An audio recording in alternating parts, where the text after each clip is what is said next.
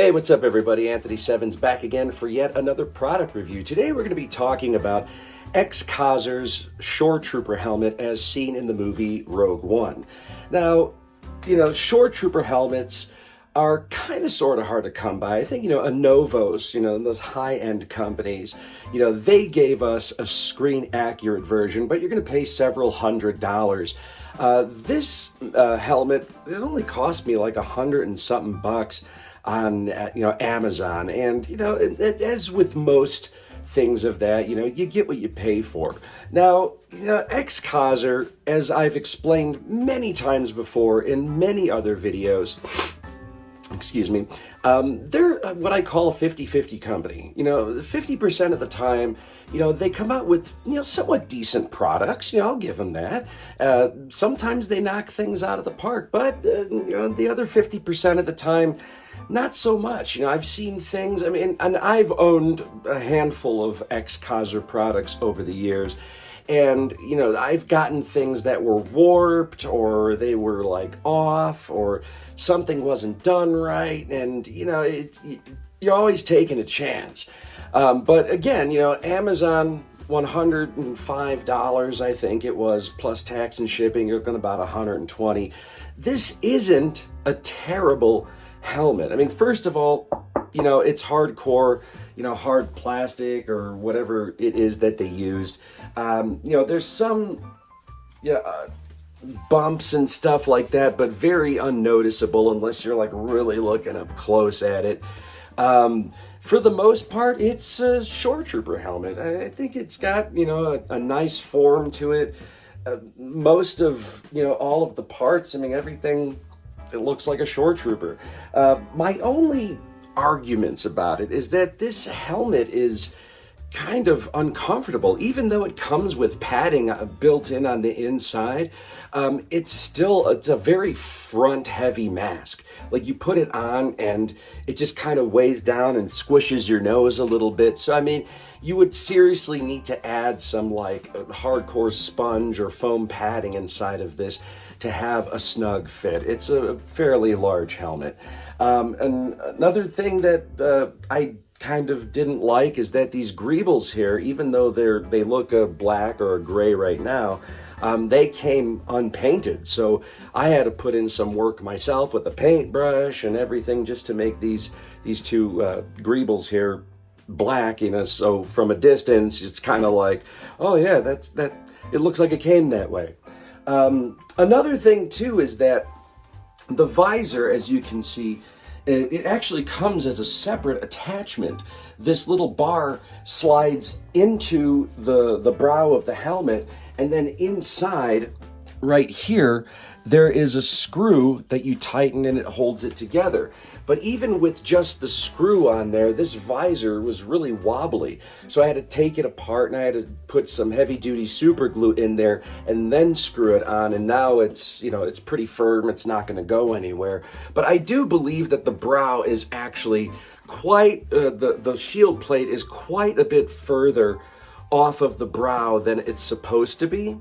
It doesn't bother me too much, but if I had to give this, on a scale of, 1 to 100 as far as accuracy is concerned, I'd say this is about maybe 70 to 75% accurate, which pretty much means you're not going to get into a high-end cosplay group with this helmet.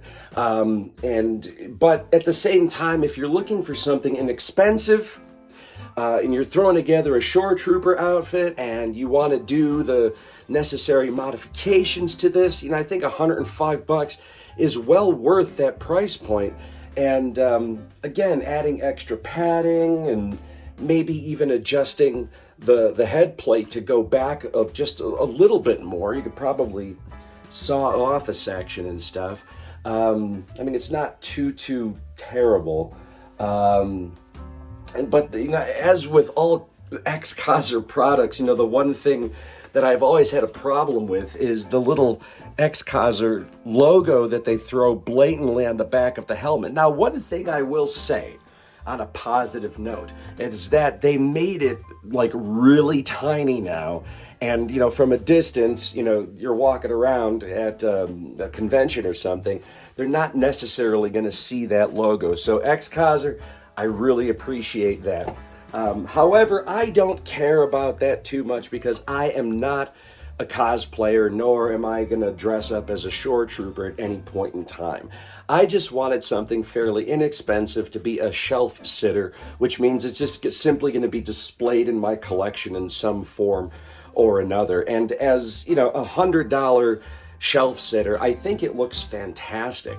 I mean, yeah, you can go somewhere else and get the absolute screen accurate version. You'll be paying hundreds of dollars. Some people are purists like that, and they want, everything that they see on screen to be absolutely exact. For what reasons? It's all personal reasons. As I like to say in the world of collecting, nobody gives a damn about your collection and how much you spent on things, except for yourself, except for the collector, his or herself. So as far as, I live alone, I got my own little collection, I collect things for me so I can visually see things and be surrounded by the things that bring me joy. I think, again, $100 off of Amazon is a really great price point for this Shoretrooper helmet.